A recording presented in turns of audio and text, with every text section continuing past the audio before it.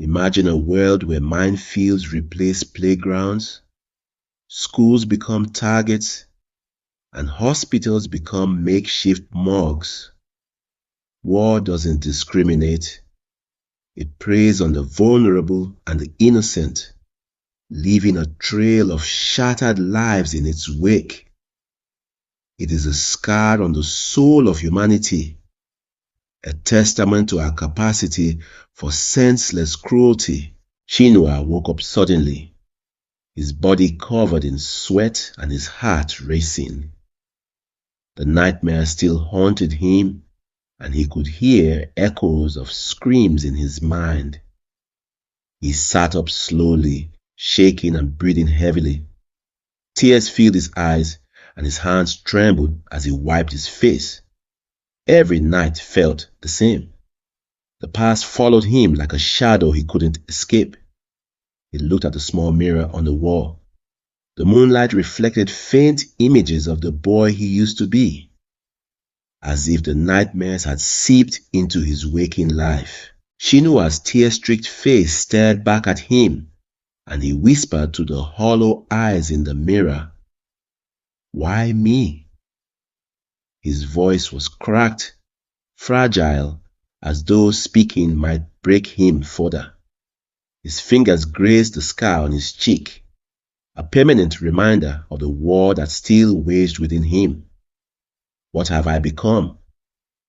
The reflection offered no answer, only the same broken image.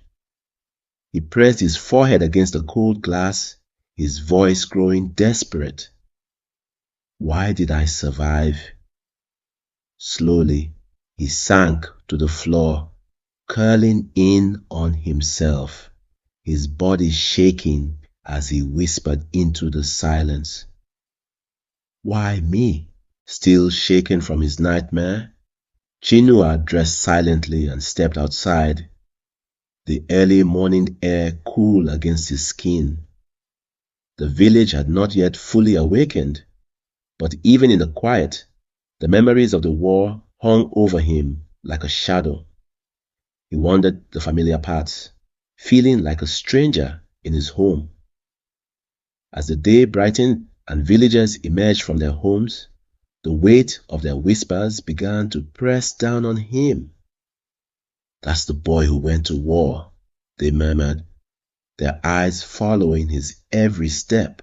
Chinua kept his head down, his body stiff, bracing against the invisible attack of their judgments.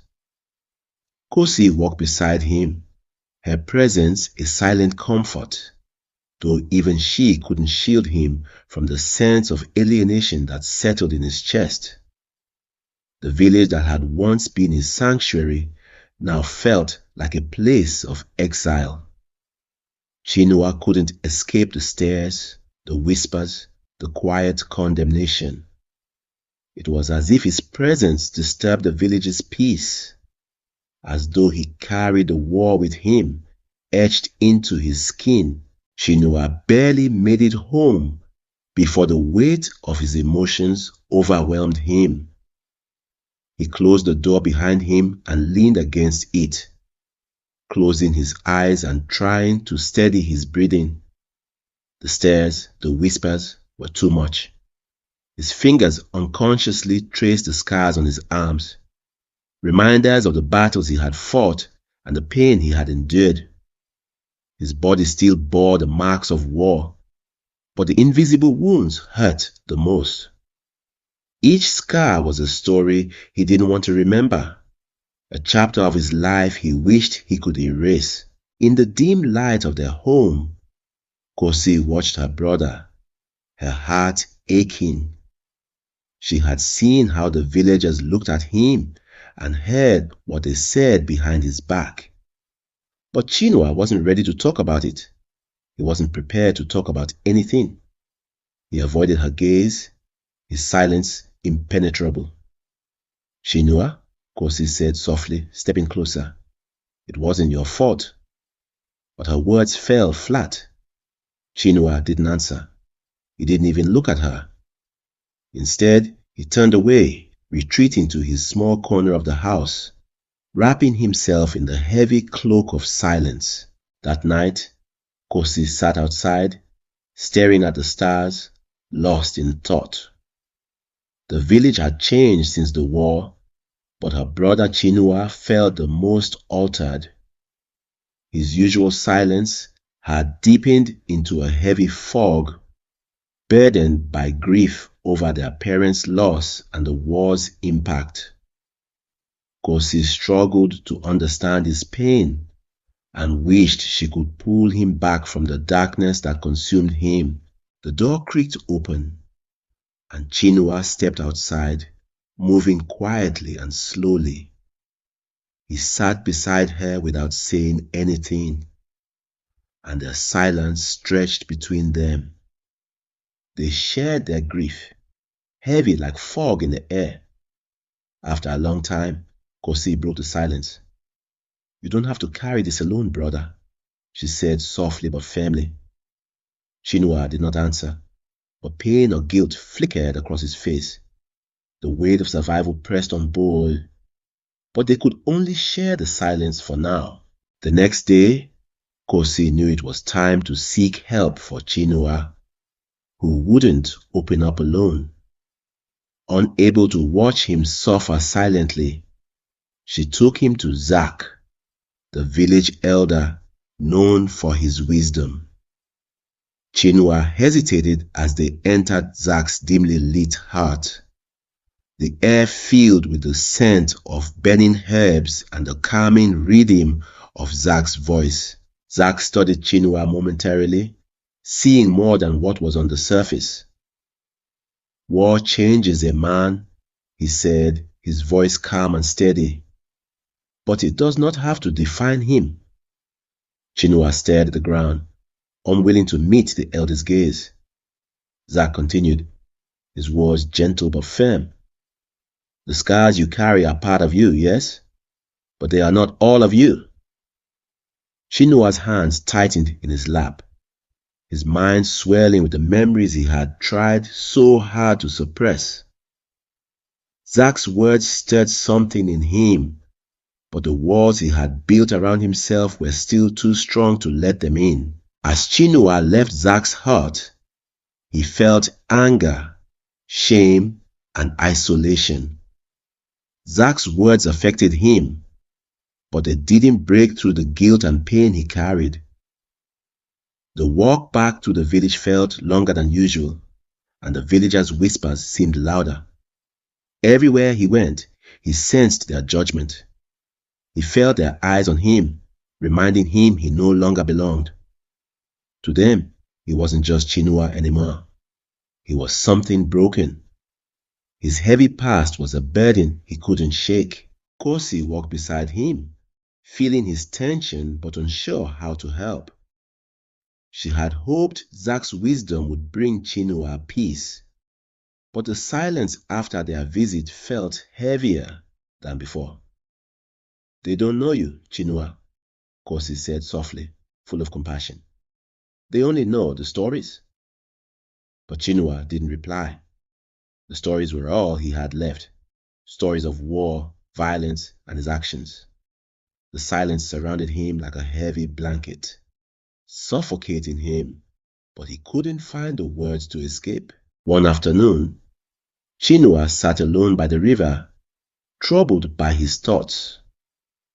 Meso has seen him from a distance many times since he came back, and his quiet nature and the heavy feelings he carried. She sat down next to him without speaking, her eyes showing understanding.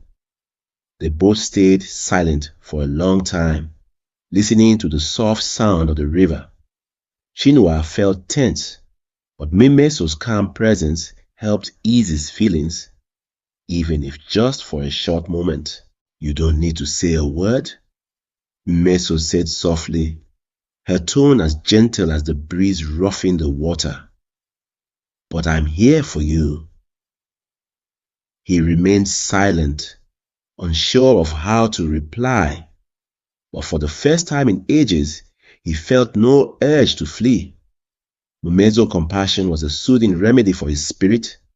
her presence a beacon in the shadows that had enveloped him. They did not speak that day, but their quiet felt different. It wasn't burdensome or stifling. It was a space where Chinua could simply exist. That evening, after spending time by the river with Mumezo, Chinua hoped for a peaceful sleep. But as soon as he closed his eyes, the nightmares came back. He found himself in battle again, hearing gunfire and screams around him. His hands were covered in blood, and he saw the faces of his dead friends looking at him with blame. Chinua woke up suddenly, sweating and breathing fast.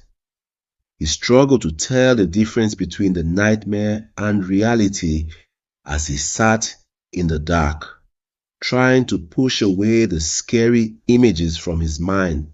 Kosi rushed into his room, her face pale with concern. "Chinua," she whispered, kneeling beside him. But he couldn't speak. The nightmare clung to him, its tendrils wrapping around his heart, choking him. The room felt too small, the air too thick. He could still feel the weight of the rifle in his hands and could still hear the screams in his ears. Kosi placed a hand on his shoulder, trying to comfort him, but nothing could ease the terror that gripped him.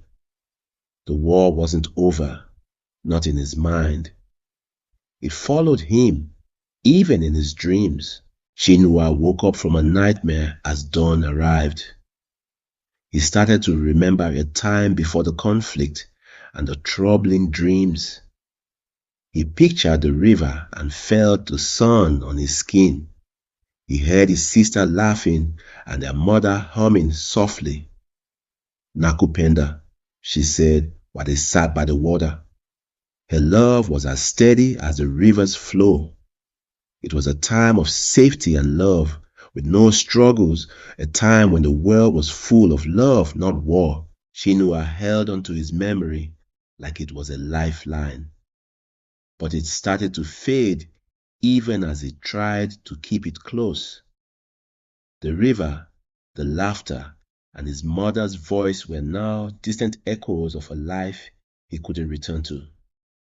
The present was filled with shadows, and the war marks were visible on his body and mind. But briefly, when he remembered the word Nakupenda, he let himself feel something he hadn't felt in a long time. Love.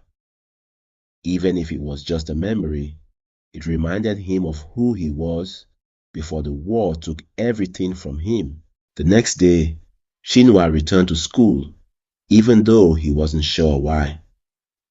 The classroom was crowded and noisy, with students talking and laughing, which annoyed him. Chinua sat at his desk, staring at the book before him, but the words blurred together and made no sense. His mind drifted back to the war, where the noise was gunfire instead of laughter, and the people around him were soldiers, not classmates. His heart raced, his hands clenched into fists as the classroom felt like a cage, trapping him in painful memories. Chinua suddenly stood up and knocked over his chair. The loud noise surprised the class, and everyone turned to look at him. The attention was overwhelming. He needed to leave. He rushed for the door, ignoring the teacher's call to return. Outside, the fresh air felt refreshing, but he still felt trapped. The battle inside followed him like a shadow he couldn't shake off.